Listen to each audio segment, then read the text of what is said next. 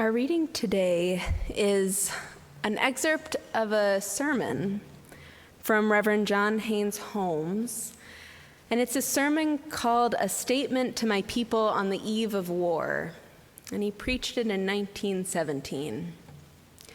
For a little context, by April of 1917, the majority of Unitarians and Universalists, both lay and ordained, supported the United States' entry into World War I. The Reverend John Haynes Holmes, a pacifist and strong advocate of the social gospel, did not. So this is an excerpt from the sermon he preached to his congregation, the Church of the Messiah in New York City, days before the declaration of war. And I offer this as our reading this morning as an invitation to consider the influence of war on our perception of grief. In other words, to consider how war often determines who we mourn and in turn determines the impact of our mourning.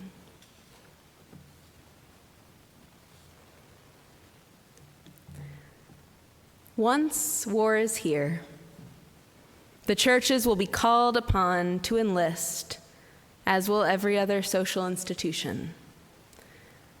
Therefore, would I make it plain that, so long as I am your minister, the Church of the Messiah will answer no military summons. Other pulpits may preach recruiting sermons, mine will not. Other parish houses may be turned into drill halls and rifle ranges, ours will not. Other clergymen may pray to God for victory for our arms, I will not. In this church, if nowhere else in all America, the Germans will still be included in the family of God's children. This is my service for the days of war, the ministry of reconciliation, the defense of democracy, the preparation of the gospel of peace, and the quest for brotherhood. Thank you, Linda, and thank you, Gospel Choir.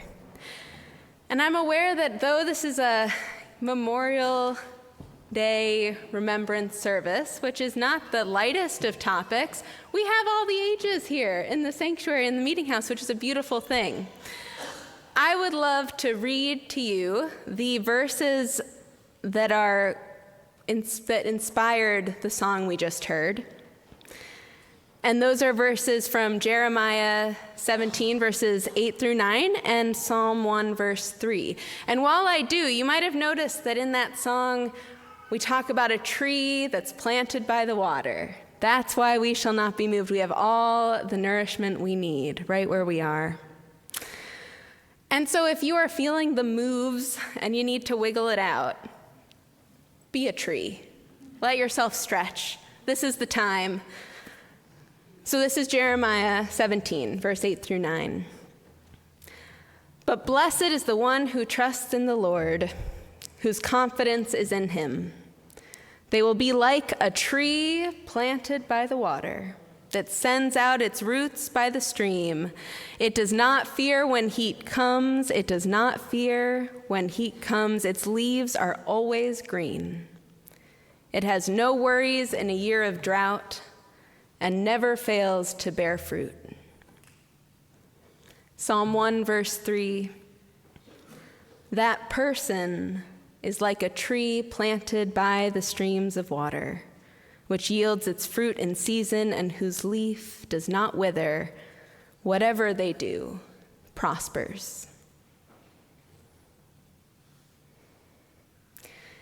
It is our joy on Sundays with Linda and our gospel choir to hear the message of our Christian siblings, as is only right for a gospel choir to bring. But today, on the Sunday of Memorial Day weekend, I think it's especially important and powerful to speak to the message of peace and love and liberation and resilience that comes from Christian scripture and from many Christian pulpits.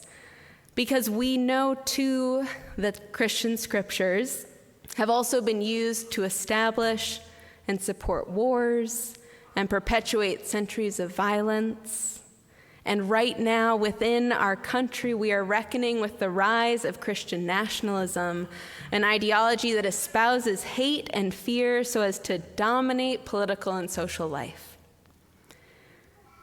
So today, I bring a couple lessons from Christian texts and preachers to shed light on the depth of grief and mourning we are undergoing right now as a nation, and how we can stay with that grief to inform our resistance.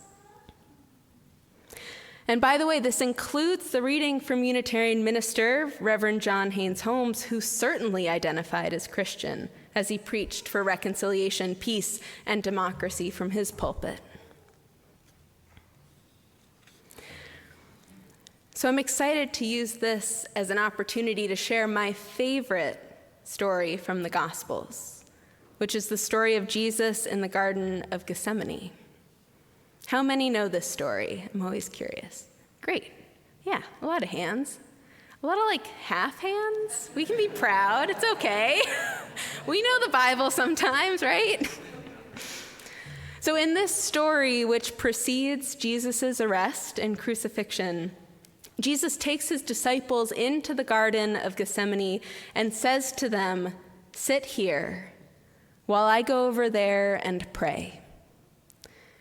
Then he takes Peter, John, and James with him, and he began to be grieved and distressed. He said to them, "My soul is deeply grieved to the point of death. Remain here and keep watch with me." And he went a little ways beyond them, and he fell prone on his face and prayed. Fell prone on his face. Can you imagine how much pain someone would have to be in to fall prone on their face? Then he went back to Peter, John, and James and found that they did precisely the human behavior when it comes to sticking with someone else's pain. What did they do? They fell asleep. They avoided it. And then Jesus said to Peter, "So you men could not keep watch with me for 1 hour?" Another way to read that, can you not stick with my pain for 1 hour? Not even 1 hour. There is something about grief and mourning, especially in its most visceral forms, that is hard to look at. It's hard to stay with someone in the depths. I think that's why this story struck me so deeply and has stayed with me so long. Because learning how to stay with someone in the depths of their pain could be called my call to ministry. It started small in my relationship with a dear friend as she processed the grief of the loss of her father. See, just a couple of years prior to her loss, I had lost my own father. And in our walk together through that mourning, I remembered the isolation of my own grief, how it felt so difficult to be seen in it. Or to use the words from our story, how it felt like nobody could keep watch with me. So as I tried to keep watch with my friend in her grief, I was eager to stay awake. So eager, in fact, that I ignored every moment when the grief felt overwhelming. I ignored the moments when everything in my body told me to look away, to rest.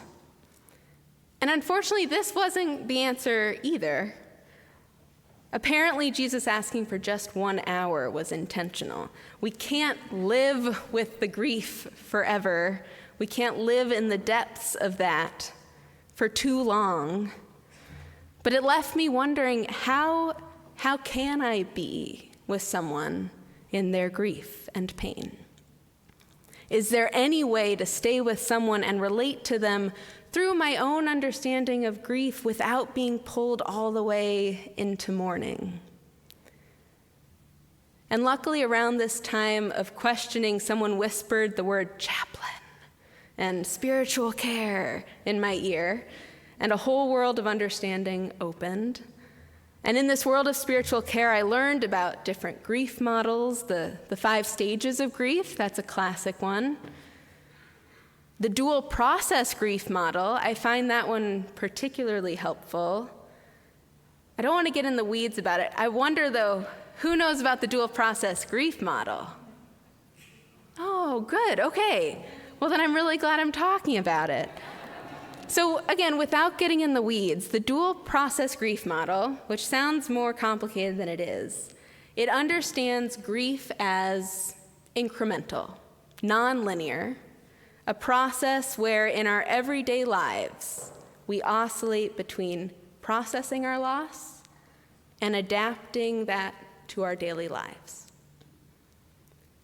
Also referred to as oscillating between a loss orientation and a restoration orientation. And the idea is that in life after a loss, and it's any kind of loss, I'm sure most, if not all of you, can relate to something about this. In life after a loss, it's most helpful to allow ourselves to experience the ebbs and flows of grief, and over time start to integrate that into our daily lives and routines until these two become one, until the loss becomes interwoven with our lives, and we have somewhat of a new normal. And that can be scary to think about, especially in early moments of grief when it feels so overwhelming. Why would we want that to be the new normal? Well, because something in that process transforms us. And our spiritual lives are quite helpful in coping with that oscillation, whether it's through community support, through spiritual practice. And though the grief never stops changing and developing over the course of our lives, what we create through the process is deep resilience, an understanding and trust that our life can feel like it's falling apart, and yet we can still hold ourselves together through it. And ultimately, this processing of personal grief is at the heart of Memorial Day, right? People trying to make sense of the loss of over 600,000 lives during the Civil War. No family was saved from this grief. And we continue to commemorate Memorial Day to honor our collective grief as well as our personal grief for family members who died in the line of service. And war is more than our grief. The Civil War, the Revolutionary War, these wars that built the democracy which, though flawed in many ways, built immense power and possibility for the United States of America and in turn, many world powers. And this is the loss that I'm most attuned to this year.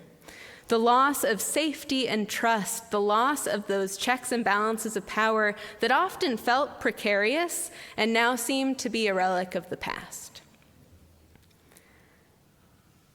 This is the grief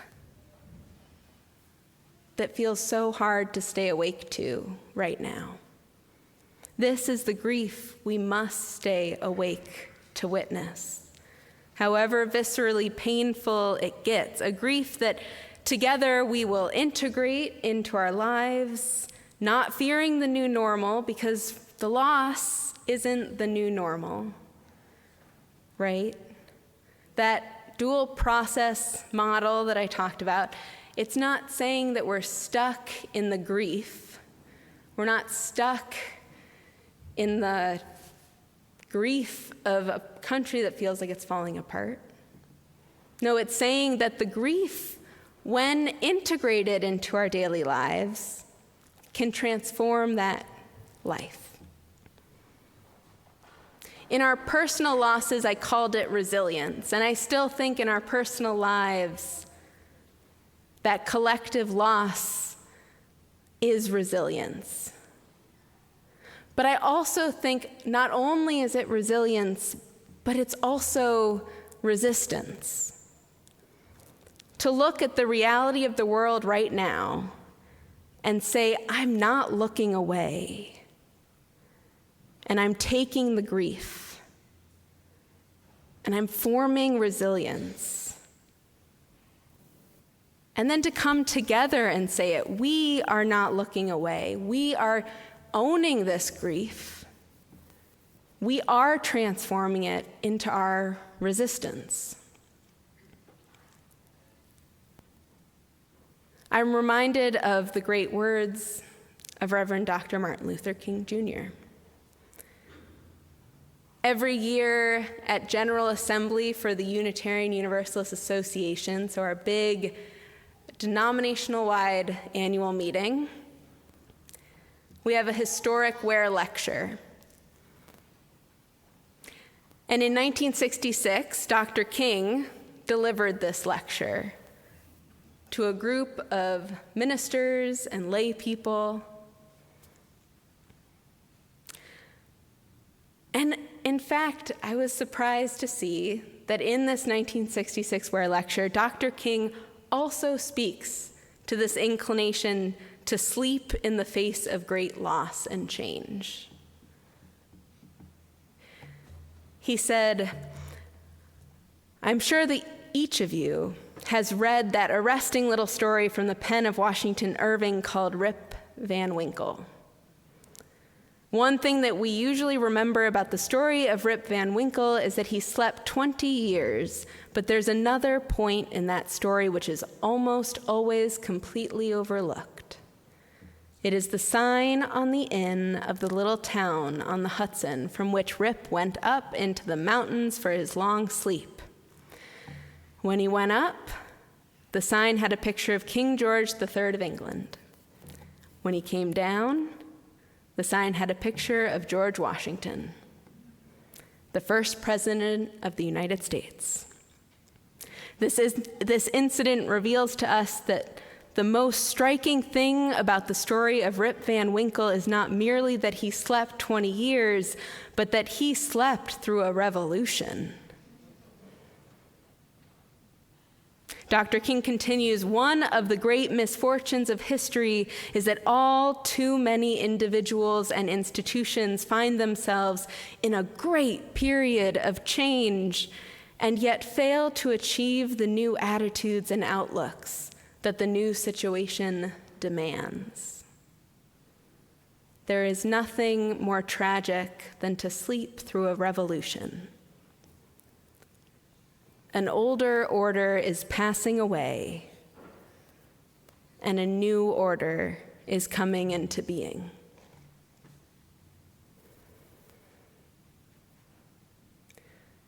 An older order is passing away.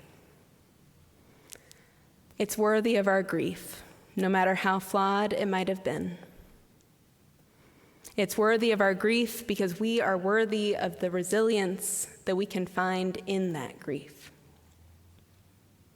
And even more so, we are worthy of having a new order come into being that is informed by that grief, that is informed by our mourning, by our understanding that hatred and violence cannot live at the center of democracy.